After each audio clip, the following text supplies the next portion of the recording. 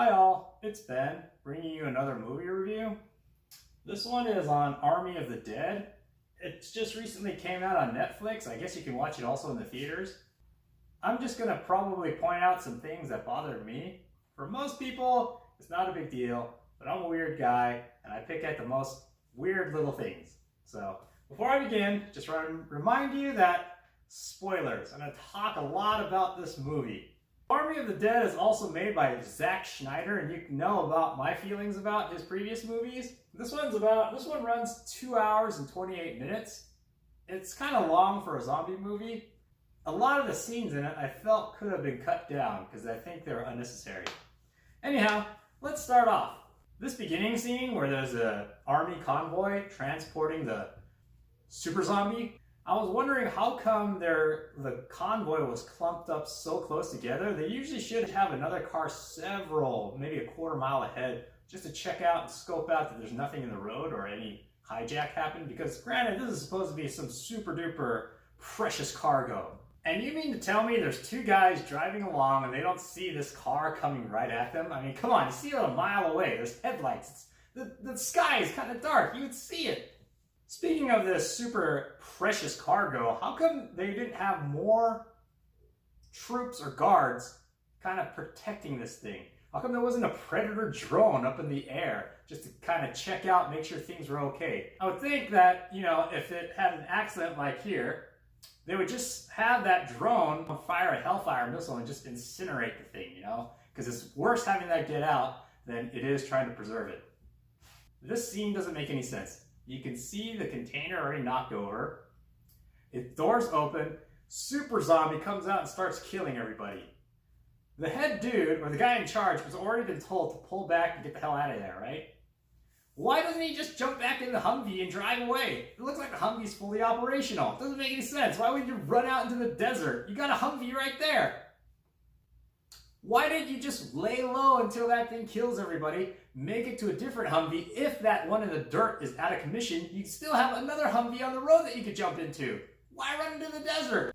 So the whole plot of this movie, this guy Tanaka, Scorpion in a different movie, wants Dave Bautista, or Drax, or that guy, the head guy, to go and steal $200 million. But we later find out that he actually just wants to bring back a sample of that super zombie's blood.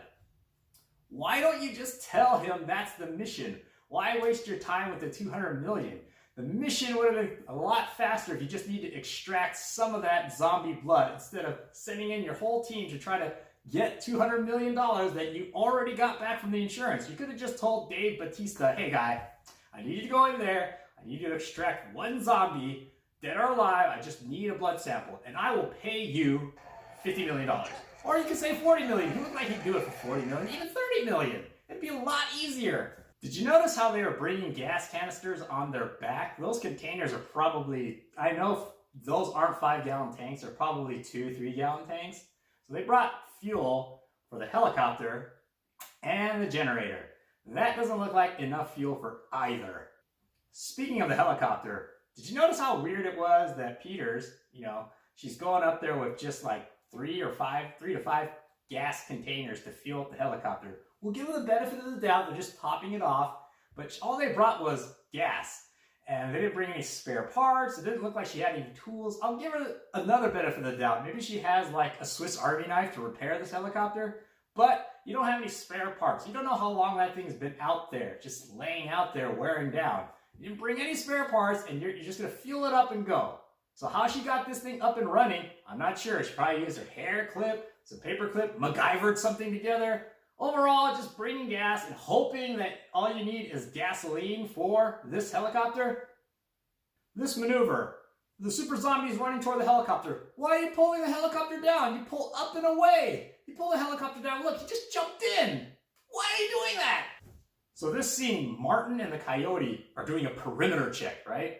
So they're just kind of hanging out, and they eventually succeed in getting the queen zombie's head. 2 things wrong with this scene. 1, Martin reveals this super secret thing to the Coyote, saying like, this thing is worth 10 times the amount of that vault. So it's like 10 times more than 200 million, right? So it's like, wait a second, why even telling her? Because later you said, oh, don't tell anybody. Second of all, if this is your main mission, why don't you just kill the coyote? Why did you even tell her? Just kill the coyote, you make off, you run back to the hotel, you don't even tell everybody what you're doing, you just go up to the helicopter and you take off. Because right at this point, he doesn't know the helicopter might not fly. If he was really smart, he would have another escape vehicle stashed nearby outside the perimeter, because from the scene it looks like they got back all the way to the beginning point where they entered the blockade. Speaking of this blockade, it's only 3 shipping containers high. What was the thinking behind the alpha zombies? Were they just gonna hang out in there? I mean, they already pretty much dominated this whole area and they ruled it. Were they just completely flummoxed about how am I gonna escape this captured 3 container high thing? I'm alpha zombie, but I'm not that smart. Speaking of that border around Vegas, why is there a refugee camp right outside? Why are they refugees? They're clearly in America. They're not going to another country, and America isn't receiving from another country. Vegas isn't another country, as weird as it is. It's just another city. It shouldn't be a camp. They should have just been like flushing those people out. And they already know how dangerous these zombies are. Why aren't there military patrols just constantly checking out if there's any breach in this 3 container high barrier?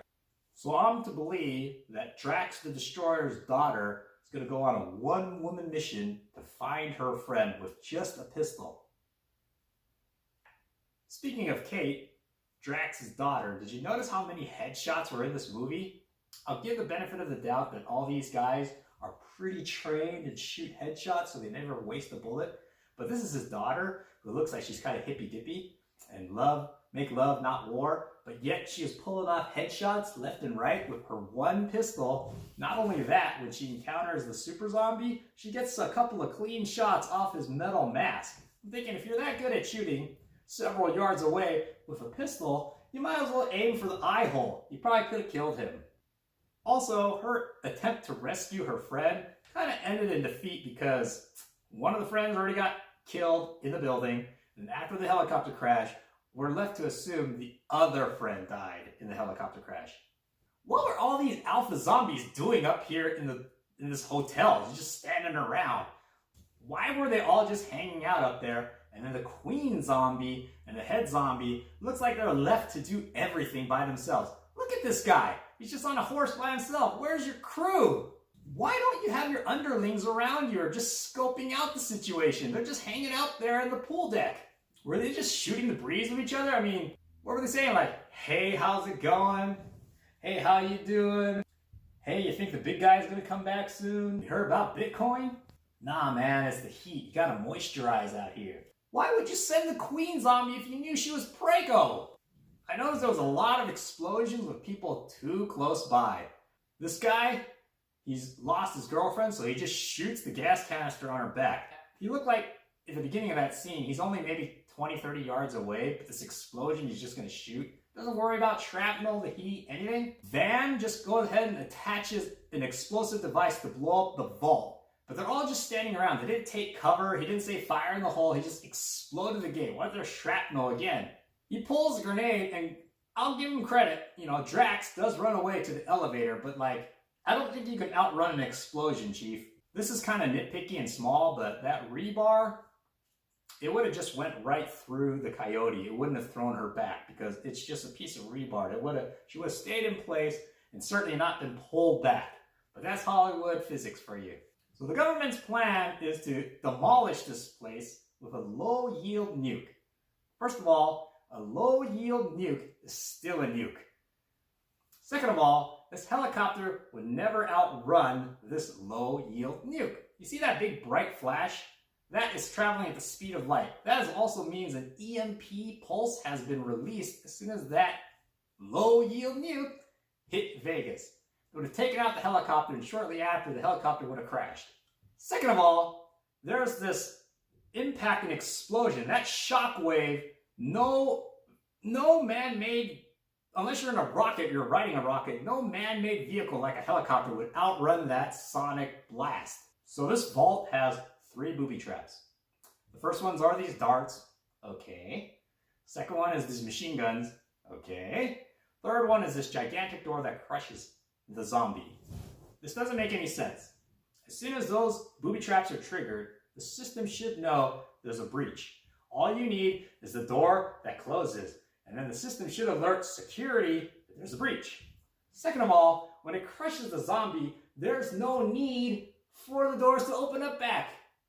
Unless it's supposed to open up a reset for another crush. But it only opened up halfway. It was for the gore factor and go like, look at our cool special effects, but it doesn't make any sense. As soon as the door is closed, it should stay closed because the system knows there's an intruder, unauthorized personnel, and in the vault. It would just shut down, close up shop. But to open up again, that's just stupid. What is Van thinking? He and Dieter are shooting the super zombie. And all of a sudden, Van decides, you know what, I'm going to roll up my sleeves, I'm going to fight him hand to hand. That's what I'm going to do. Let your ego go. Why don't you just start spraying that guy's kneecaps or doing something to slow him down? You're not going to defeat him with your bare hands. This reminds me of Jax in Mortal Kombat. I'm just going to go and fight him by myself. Dude, Dieter, you're not really saving Van here. You're actually consigning him to death because you're closing the door on him, and if that thing locks, apparently find out later it doesn't because Van escapes. If that thing locks, he has no way to get out. You either 1, die of lack of oxygen, or 2, die from starvation. But we find out later he escaped, so clearly it wasn't locked. So how come when it was being closed, Super Zombie doesn't just open it right back up and kill Van? This ending scene with Van getting out of the vault, that doesn't make any sense. Because after the nuke, you're just saying the vault didn't collapse on him. Maybe the vault didn't collapse on him? Okay, but there was no debris that inhibited the movement of that gigantic safe door. Did you find it strange? I did. When Van got out, he escaped this nuclear fallout area. He finds a car, he escapes, he gets on a plane. That was pretty convenient. So that pretty much wraps up my ranting or complaining about a perfectly okay movie that's more action and doesn't really have a really great storyline, but it's worth a watch if you have Netflix because it's free. Again, as with any of my reviews, you should watch it yourself because my opinion is just solely mine and they're pretty off the wall. So your opinion might differ from mine and that's okay. So anyways, I would give this movie probably a 3 out of 5 stars. It's okay, might be watchable again. Certain scenes did kind of drag and I felt were unnecessarily long. But thanks for watching. One last thing, again nitpicky, but there's an inconsistency in the effect of being bitten by a zombie.